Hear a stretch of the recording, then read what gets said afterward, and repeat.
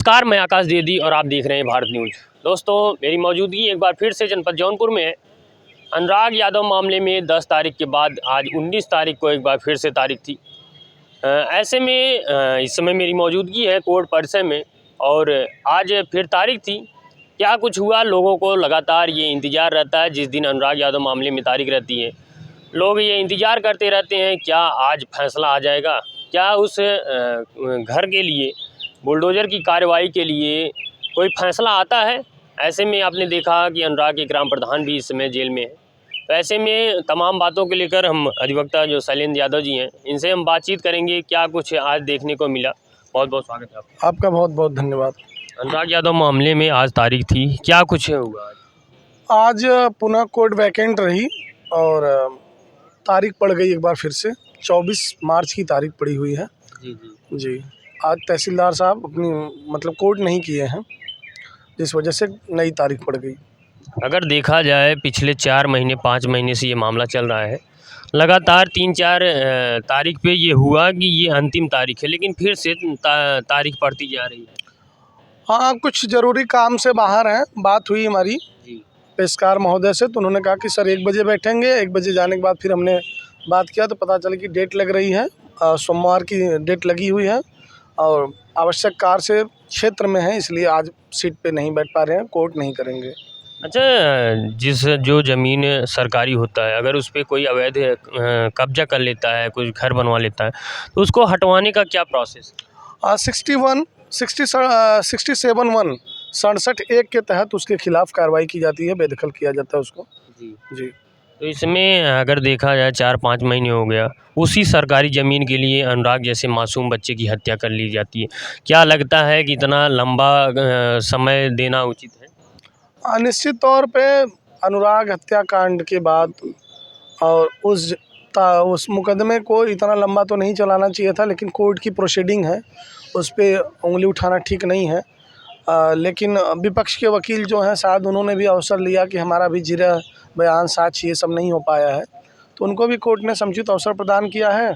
और अभी हमने फाइल का अवलोकन किया है तो पत्रावली जिरह में चल रही है और आज उसमें जिरह जो शेष बाकी थी, होनी भी थी, लेकिन आज कोर्ट न बैठने के कारण उसमें एक नई डेट पड़ गई है 24 मार्च की। और अगर 24 मार्च को कोर्ट बैठ जाती है, किन्हीं कारणों से अगर कोर्ट वैकेंट ना होती है तो निश्चित तौर पे जिरह समाप्त करने के बाद पत्रावली अगली प्रोसीडिंग में लग जाएगी। क्या इस प्रकार का आपने भी अभी तक अपने लाइफ में इस प्रकार का देखा था कांड? नहीं, कांड तो हमने इस तरह का नहीं देखा था। 67(1) का तो बहुत सारा मुकदमा हम लड़ रहे हैं, लड़ते भी हैं, लेकिन इस तरह का जो दुर्दांत कांड हुआ, पूरे ज़िले को थर्रा देने वाला, ऐसा कांड तो शायद न देखा है और ईश्वर करे न कि ऐसा देखना पड़े कि कोई एक उगता हुआ पौधा जो था अनुराग, जो बाद में जनपद जौनपुर को एक इतिहास के पन्नों में दर्ज कराता, उसका जिस तरह से हत्या कर दी गई, वो नृशंस हत्या किसी भी तरह से क्षमा योग्य नहीं है। और ऐसे दरिंदों को, जिन लोगों ने इस तरह का कृत्य किया है, उसको कोर्ट जितना भी कठोर से कठोर सज़ा हो सकता है वो दे, ताकि आने वाली जनरेशन, आने वाली पीढ़ियों को यह एक सबक के तौर पर रहे कि अगर आप इस तरह से कृत्य करते हैं, किसी को सरेआम और दिन में दौड़ा कर उसका गला उतार देते हैं, तो आपके साथ इसी तरह का परिणाम होगा। इसलिए आगे के लोगों के लिए भी कोर्ट को एक बड़ा संदेश देना चाहिए। तो अगर देखा जाए कानून को लेखपाल सबकी बहस पूरी हो चुकी है। जो लालता की पत्नी है वो भी तहसीलदार के बताए गए किसी भी सवाल का उत्तर नहीं दे पा रही। तमाम सब कुछ अगर देखा जाए हो चुका है, लेकिन अभी ये समय लंबा खींचता जा रहा है। हाँ, विपक्ष के वकील को थोड़ा सा अवसर कोर्ट दे रही है और इस पे हम लोग अगली डेट पे निश्चित विरोध करेंगे कि इनको भाई बहुत ज़्यादा समय न दिया जाए। जो भी है, इनको 1 या 2 डेट में देकर उनका जिरह कंप्लीट कराने के बाद पत्रावली अगली प्रोसीडिंग में लगा दी जाए और इनको जो बार बार अवसर मिल रहा है किन्हीं कारणों से, वो न दिया जाए। इसको प्रायोरिटी बेस पे डे बाई डे लगाकर सुना जाए। जिसमें 4 दिन 5 दिन की डेट लग जा रही है, वो ना करते हुए अगर किन्हीं कारणों से 24 तारीख को कोर्ट नहीं बैठती है तो उसको 25 को लगा दिया जाए, लेकिन उसमें कोई नई डेट इतनी लंबी ना दी जाए। तो 24 को अगर डेट पड़ी है, क्या कुछ तैयारी रहेगी? किस प्रकार से तहसीलदार साहब इसको मान जाएंगे कि हाँ अब नहीं, मानना ही पड़ेगा, क्योंकि 67(1) में सारा रिकॉर्ड है और जो जितने भी एविडेंस हैं वो सारे लालता के ख़िलाफ़ हैं, तो उनको कहीं से कोई राहत नहीं मिलने वाली है। और तहसीलदार कोर्ट के बाद वो आगे प्रोसीड कर सकते हैं, लेकिन 67 में बेदखली निश्चित तौर पे उनकी होगी और थोड़ा सा समय लग रहा है। वही फिर तो जो ये 67 में उनके खिलाफ़ बेदखली की कार्रवाई निश्चित होगी और उनको समय थोड़ा सा दिया जा रहा है, तो समय को हम लोग इस बार बाउंड कराने के लिए कि किसी भी तरीके से जिरह को समाप्त कराया जाए और पत्रावली अगली कार्रवाई में लगा दी जाए, ताकि जितना जल्द से जल्द हो सके वो अवैध मकान जिस वजह से एक नौनिहाल बच्चे की जान चली गई है उसकी आत्मा को शांति मिले और वो मकान डिमालिश कराया जाए।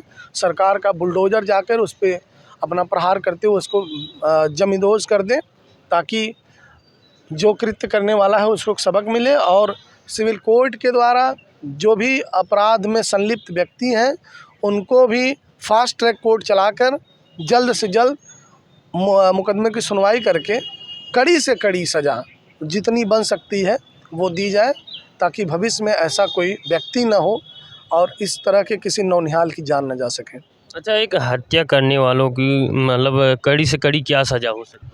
हाँ, अब तो देखिए बहुत रेयरेस्ट हो गया है फांसी की सज़ा, लेकिन उम्र कैद जो है कठोर कारावास की सज़ा ही कड़ी से कड़ी सज़ा होती है।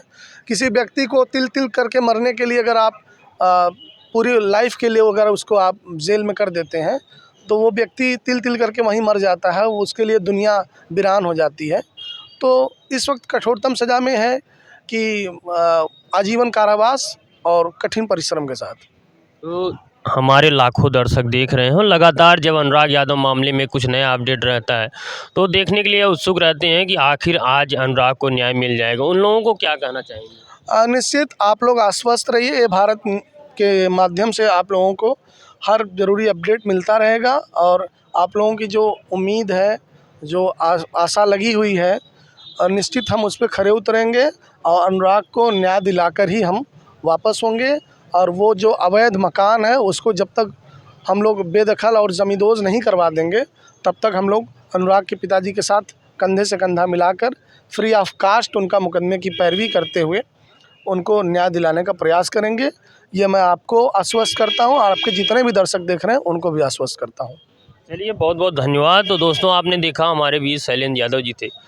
आज अगर देखा जाए लोगों को ये विश्वास था कि आज 19 तारीख है, अनुराग यादव मामले में आज ज़रूर कुछ न्याय की उम्मीद लगा के लोग बैठे थे, लेकिन एक बार फिर से उस न्याय उम्मीद में पानी फिर जाता है। 24 तारीख को फिर डेट पड़ती है। अब 24 को क्या कुछ होगा, क्योंकि अधिवक्ता का यही कहना है कि हम उसमें पूरा प्रयास करेंगे और उस घर को गिरवा कर उस ज़मीन को खाली करवाएंगे। तो ऐसे में फिर से 24 तारीख को क्या कुछ होता है हम जानकारी आपको ज़रूर देंगे। बने रहें।